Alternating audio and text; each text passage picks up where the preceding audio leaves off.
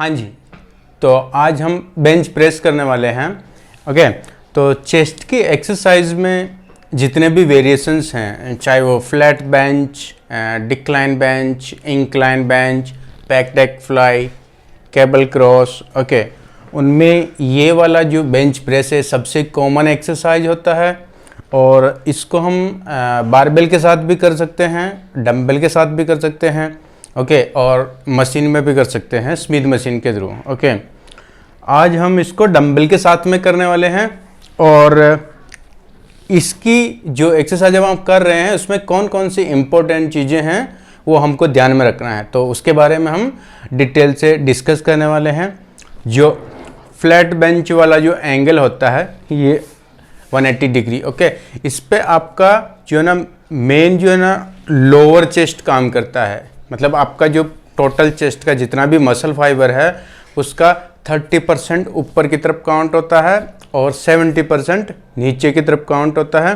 तो जो नीचे वाला एरिया है, समझो ये ऐसे मसल फाइबर हैं, ये आर्म्स के साथ ऐसे कनेक्टेड है, तो ये आर्म्स को ऐसा पास में लेके आएंगे या फिर कंपाउंड मूवमेंट रहेगा तो ऐसे पास में लेके आएंगे। ओके, जो फ्लैट बेंच है ये प्रॉपर 180 डिग्री और 0 डिग्री, तो इसमें और उसमें ज़्यादा फर्क नहीं होता है, थोड़ा सा डिफरेंस होता है एंगल का। ऑलमोस्ट सेम मसल फाइबर काम करता है। अभी इसमें हम जो एक्सरसाइज करेंगे उसमें क्या क्या चीज़ें आपको ध्यान में रखना है। ओके, समझो ये आपका जिम में बेंच है। जब भी आप बेंच पे लेटते हैं तो सबसे पहले डंबल्स को यहाँ रखेंगे थाइज के ऊपर। कभी भी डंबल को ऐसा साइड में नहीं रखेंगे।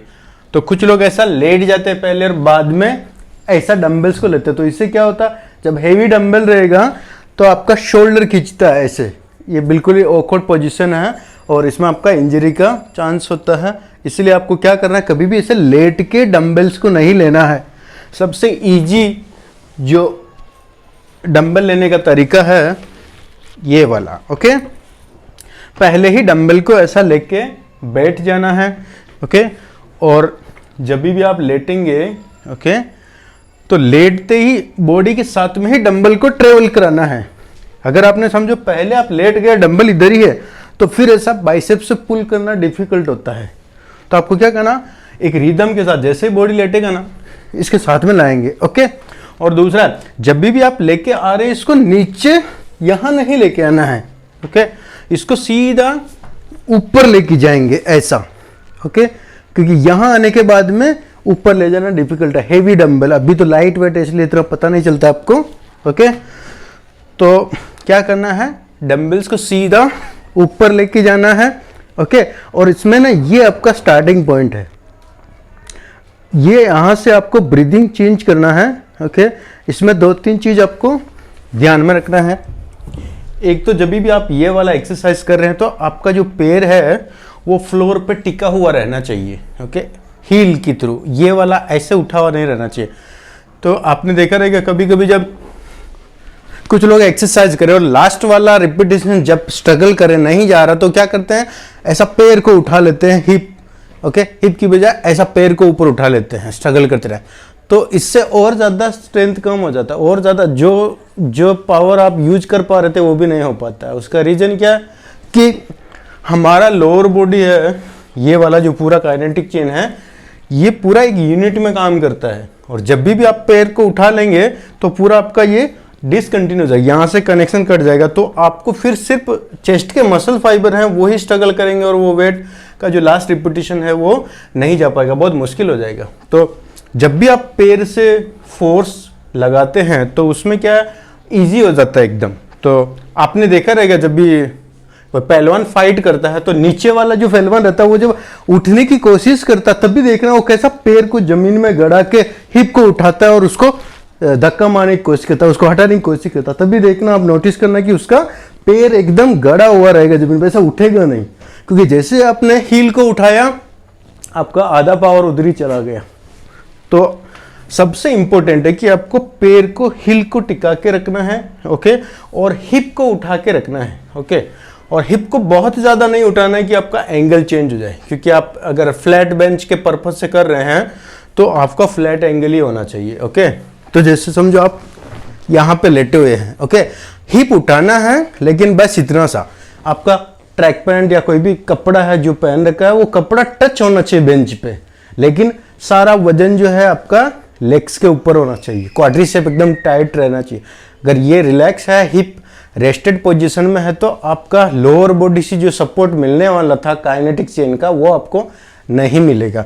तो सबसे इंपॉर्टेंट चीज है कि आपको पैर को फ्लोर पे प्रॉपर टिका के रखना, हिप को उठा के रखना है और शोल्डर ब्लेड इस पर टिका होना चाहिए, और नेक को ऐसा हल्का सा उठा के भी रख सकते हैं और रिलैक्स करके भी रख सकते हैं, लेकिन उठा के रखेंगे तो ज़्यादा इजी रहेगा, क्योंकि जैसे ही मैं देखो ऐसे उठा था, अभी मेरा पूरा स्पाइन एक यूनिटी में काम कर रहा है।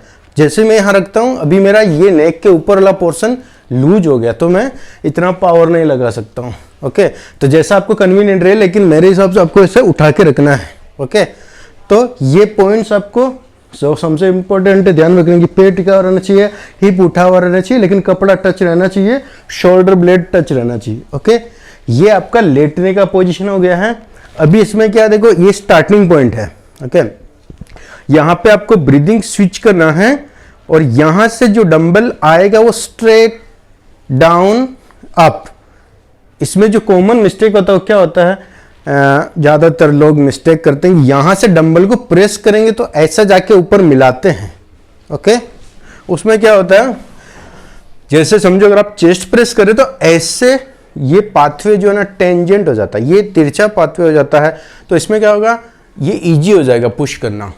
क्योंकि जैसे ही समझो अगर आपने हाथ में 10-10 किलो का डंबल ले रखा है और इसको सीधा प्रेस करेंगे तो ये एक्चुअल वेट है, क्योंकि ग्रेविटी की लाइन में 90 डिग्री वेट ऊपर नीचे हो रहा है। लेकिन अगर आपने इसको तिरछा किया ऐसा मूवमेंट, तो वेट थोड़ा कॉम्प्रोमाइज होएगा, वो ग्रेविटी के एंगल से जितना ऐसा होएगा इस एंगल पे उतना ही वेट कम काउंट होगा उसका। तो आपको क्या करना है, वेट को सीधा प्रेस करना है। ओके, ये आपका स्टार्टिंग पॉइंट है, यहाँ से सीधा नीचे और डंबल को चेस्ट पे टच करना है। ओके, क्योंकि जो ये बॉटम रेंज है ये सबसे इंपॉर्टेंट है, सबसे ज़्यादा मसल फाइबर जो है यहाँ एक्टिवेट होता है according to muscle recruitment theory. तो आपको क्या करना है, जैसे लेटे हैं आप, अब यहाँ से सीधा डंबल नीचे आएगा और एकदम कोलैप्स नहीं करना है। ओके, कंट्रोल में आना चाहिए, और यहाँ डंबल को टच करके फिर स्ट्रेट ऊपर, यहाँ ब्रीदिंग स्विच करेंगे। ओके, रिस्ट को बेंड नहीं करना है, यहाँ बहुत ज़्यादा ऐसा वाइड नहीं लेना है, और इसको इस एंगल पे नहीं रखना है। कुछ लोग ऐसा भी करते हैं नए वेरिएशन के लिए। तो जैसे आप हाथ को अंदर घुमाएंगे ऐसे, वो आपका ट्राइसेप डोमिनेंट हो जाएगा। अभी आप चेस्ट के पर्पज से कर रहे हैं तो इसको वाइड रखना, लेकिन एकदम ऐसे खींच के भी नहीं रखना, हल्का सा न्यूट्रल पोजिशन में, ये वाला एंगल ऐसा। ओके, और आई साइड फिक्स, ऊपर आप एक ही जगह एक किसी पर्टिकुलर ऑब्जेक्ट को फिक्स करिए और उसी तरफ देखेंगे। नेक का ऐसा लेफ्ट राइट में ट्विस्ट नहीं होना चाहिए, नहीं तो इधर भी प्रॉब्लम हो सकता है। ओके, तो ये बेसिक चीज़ें हैं इसमें। अभी हम 5 रिपीटेशन करके देखते हैं। ओके, यहाँ डंबल लेंगे, सीधा लेट के डंबल्स को सीधा ऊपर लाएंगे। ओके, हिप को हल्का सा उठा के रखेंगे। 1 2 3 4 5। वापस डंबल को अगर आप जिम में से फेंक रहे हैं तो क्या करेंगे, डंबल को यहां तक फोल्ड करना है और यहां तक जाने तक डंबल को होल्ड करके रखना और फिर यहां से छोड़ देना है फ्लोर पे। ओके, उसका क्या है, अभी अगर समझो कुछ लोग ऐसा भी करते हैं, डंबल को यहां से सीधा ऐसा फेंकते हैं तो डंबल बाउंस होके जाता है, तो किसी को लगने के चांसेस होते हैं। तो अगर आप परफेक्टली कर रहे हैं तो आपका एक रेडियस है ये वाला एरिया, इससे डंबल दूर नहीं जाना चाहिए। अगर इससे दूर जा रहा बाउंस होकर, इसका मतलब आपका डंबल को डालने का तरीका सही नहीं है। तो आपको क्या करना, जैसे आपका डंबल सेट खत्म हो गया, डंबल को यहां तक फोल्ड करेंगे, आधे तक होल्ड करेंगे और उसके बाद में ऐसा ड्रॉप करेंगे ताकि वो डंबल इधर ही गिर जाएगा। जमीन पर टच होने तक डंबल को पकड़ के नहीं रखना है। अगर समझो मैं यहां से इसको ऐसा फोल्ड किया, ऐसा रख रहा हूं, हेवी डंबल है तो कैसा, जैसे जमीन पे गिरेगा ना मेरे हाथ को झटका आएगा, शोल्डर जॉइंट को भी झटका आएगा क्योंकि हेवी डंबल है पकड़े हुए, और अगर डंबल टच हो गया तो बहुत तेज झटका आएगा। तो आपको क्या करना है, वो झटके से बचने के लिए और डंबल दूर बाउंस होकर ना जाए उसके लिए क्या करना है, पहले डंबल को फोल्ड किया, आधे रास्ते तक होल्ड किया, फिर छोड़ दिया, तो ना डंबल दूर जाएगा ना आपको झटका लगेगा। तो ये आपको मेन चीज़ ध्यान में रखना है। और इसको इस एंगल पर नहीं फेंकना है, नहीं तो आपके पैर पे जाके गिरेगा। तो आपको क्या करना है, ऐसा थोड़ा ट्रायंगल में ऐसे डाल देना है। ओके, तो ये अपना डंबल प्रेस। ओके, अभी इसमें आप बारबेल के साथ भी कर सकते हैं। ओके, लेकिन बारबेल में और डंबल में क्या फ़र्क है, दोनों को आप अल्टरनेट कर सकते हैं। समझो आपने एक बार चेस्ट किया तो आप डंबल के साथ में किया, फिर नेक्स्ट टाइम जब भी आप अगला क्लास करेंगे तो उसमें आपको क्या करना है, उसको अल्टरनेट कर देना। तो जब आप डंबल से करते तो आपने देखा रहेगा हर एक इंसान का एक लिम्ब डोमिनेंट होता है, चाहे वो लेग्स हो गया, चाहे वो हाथ हो गया। एक लेग कमज़ोर रहता है, एक ज़्यादा स्ट्रॉन्ग रहता है। तो ये जो डिफरेंस रहता है ये हमारी लाइफस्टाइल की वजह से होता है कि आपका कोई लिम्ब हमेशा ज़्यादा एक्टिव रहेगा तो वो ज़्यादा स्ट्रॉन्ग रहेगा। तो ये जो डिफरेंस होता है इक्वल डेवलपमेंट वाला, ये डिफरेंस कभी रहता है जब भी आप ज़्यादातर बारबेल से डोमिनेंट एक्सरसाइज करते हैं। सारी एक्सरसाइज अगर आप बारबेल से करें, हमेशा बायलेटरल मूवमेंट कर रहे हैं। बायलेटरल मतलब कोई भी ऑब्जेक्ट जो आप यूज कर रहे हैं वेट के लिए वो पूरा एक यूनिट में है। ओके, और आइसोलेटरल मतलब ऑब्जेक्ट दोनों सेपरेट हैं। जैसे डंबल हो गया तो दोनों प्रेस कर रहे हैं लेकिन सेपरेटली। अभी मेरा ये वाला पोर्शन इसको सपोर्ट नहीं कर रहा है, ये वाला इसको सपोर्ट नहीं कर रहा, तो ये हो गया आइसोलेटरल। ओके, और बायलेटरल में एक ही ऑब्जेक्ट रहता है जिसको दोनों लिम्ब पकड़ते, एक साथ में पकड़ते, ऐसा करते हैं। तो इसमें क्या होता है, जो डोमिनेंट हैंड है वो वीकर हैंड को, वीकर लिम्ब को सपोर्ट करता है इनडायरेक्टली, वो हमको दिखता नहीं है। तो कभी भी आप बारबेल से करेंगे तो उसका एक डिसएडवांटेज ये है कि आपका जो डेवलपमेंट है, जो इक्वल डेवलपमेंट है, उसमें इम्प्रूवमेंट ज़्यादा नहीं होएगा। अगर आप चाहते हैं कि आपका दोनों लिम्ब के बीच का जो डिफरेंस है वो ख़त्म हो जाए तो आप हमेशा डंबल के साथ ये एक्सरसाइज का प्रैक्टिस करेंगे। कभी कभार बारबेल से कर लिया, लेकिन अगर आप गोल ओरिएंटेड कोई भी एक्सरसाइज करें, कोई ऐसा प्रोग्राम जिसमें आपको स्पोर्ट्स से रिलेटेड है, जैसे आपको वेट लिफ्टिंग करना है, पावर लिफ्टिंग या बॉडी बिल्डिंग, तो जहां आपको परफॉर्म करना है वेट उठाने के लिए, तो वहां पे आपको बायलेटरल को डोमिनेंट रखना है, आपको बारबेल को ज़्यादा यूज करना है। क्योंकि अगर आप डंबल का प्रैक्टिस करेंगे तो वहां पे बारबेल से परफॉर्म करना है आपको, तो उसका मिमिक्री नहीं होएगा, तो वहां आपको पाउंडेज में कॉम्प्रोमाइज हो सकता है। तो आपको एक चीज़ का ध्यान में रखना है कि आप कभी डंबल से करिए, कभी बारबेल से। अगर आप गोल ओरिएंटेड हैं, किसी स्पोर्ट्स स्पेसिफिक एक्सरसाइज प्रोग्राम को फॉलो कर रहे हैं, तो हमेशा आप बारबेल के साथ करिए, otherwise dumbbell is always better than barbell. तो आपको ये चीज़ का ध्यान में रखना है।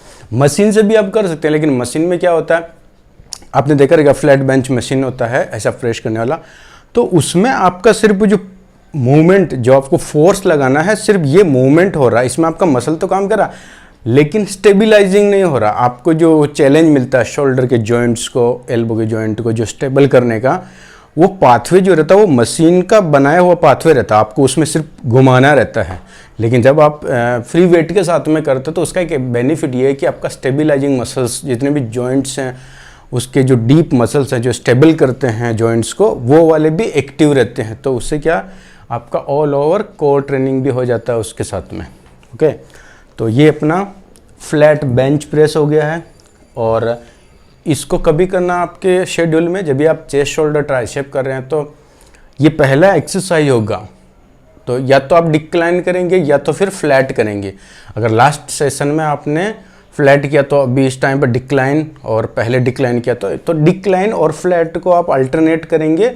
इंक्लाइन मैंडेटरी है, क्योंकि इंक्लाइन का ऐसा एंगल है जो वो डिफरेंट है। मतलब जैसे आप फ्लैट किया या डिक्लाइन किया तो दोनों में same muscle fibre almost involve हो रहा है, तो उसको आप अल्टरनेट कर सकते हैं। लेकिन इसको अल्टरनेट, क्योंकि इसका ऑप्शन नहीं है कुछ भी, यही सेम मसल काम करेगा, तो इसलिए आपको इंक्लाइन तो लेना ही है। और जो पहला एक्सरसाइज रहेगा वो फ्लैट या डिक्लाइन रहेगा, उसके बाद में इंक्लाइन। फिर एक कोई भी वेरिएशन आप चाहें तो या तो आइसोलेशन वाला ले लीजिए, पैक्ड एक्स फ्लाई ले लीजिए। ओके, और पैक्ड एक्स फ्लाई को डंबल के साथ नहीं करना है, क्योंकि जितना भी सिंगल जॉइंट वाला मूवमेंट है, ओके, सर्कुलर मूवमेंट है, उसको हमेशा मशीन पे ट्राई कीजिए। तो जो पैक्ड एक्स मशीन है उसमें ऐसा पुली लगा रहता है कि जब भी आप ऐसा उसको ले रहे हैं तो भले ये आइसोलेशन मूवमेंट है, सर्कुलर मूवमेंट है, लेकिन मशीन में आप देखेंगे तो वेट कैसा एकदम 90 डिग्री अप डाउन हो रहा, इसका मतलब कंटिन्यूस ब्रेक डाउन हो रहा मसल में। अगर आप डंबल से करेंगे, जब आप समझो अगर मैं डंबल से ऐसे लेट के फ्लाई कर रहा हूँ तो ये यहाँ से यहाँ तक मेरे को स्ट्रेंथ ऐसा लगेगा कि हाँ मेरे को चैलेंज मिल रहा है, लेकिन यहाँ के बाद में ये रेंज फ्री हो जाएगा, यहाँ पे कोई भी टेंशन नहीं है, क्योंकि यहाँ ये एंगल ये रेंज ऐसा है कि यहाँ पे ग्रेविटी के पैरेलल घूम रहा है, फिर यहाँ से लेके वो ग्रेविटी की लाइन में आएगा और यहाँ तक, तो ये इस पे ज़्यादा इफेक्टिव नहीं है। तो अगर आपको फ्लाई वाला लेना है एक और वेरिएंट चेस्ट के लिए तो हमेशा पैक डेक फ्लाई ट्राई कीजिए, ओके। या फिर आप केबल प्रेस कर सकते हैं, तो उसमें कोर मसल्स भी ज़्यादा इन्वॉल्व होता है, तो जब आप केबल प्रेस करें तो उसको ऐसा वाला नहीं करेंगे, ऐसा सामने प्रेस करेंगे, एक पैर आगे रख के ऐसा सामने प्रेस करेंगे, तो उससे कोर चैलेंज भी होगा। ये वाला मूवमेंट में कैसा होता है, वो केबल का डेविएशन होता है, तो वही सेम वाला जो डिसएडवांटेज अपना फ्लाई में है, डंबल फ्लाई में, वो उधर भी होएगा, ओके। तो ये अपना चेस्ट का एक्सरसाइज आज हमने किया है डंबल के साथ में, फ्लैट बेंच के साथ में, ओके। नेक्स्ट क्लास में हम लोग डिक्लाइन ट्राई करेंगे, ओके। और फिर जो भी शेड्यूल रहेगा, आप अगर अपनी तरफ से कोई भी ऐसा एक्सरसाइज है जिसके बारे में जानना चाहते हैं या उसके बारे में डिटेल से डिस्कस करना चाहते हैं तो आप मेरे को कमेंट बॉक्स में बताइए, फिर हम लोग उस पर एक वीडियो बनाएंगे अच्छे से, okay. Thank you so much.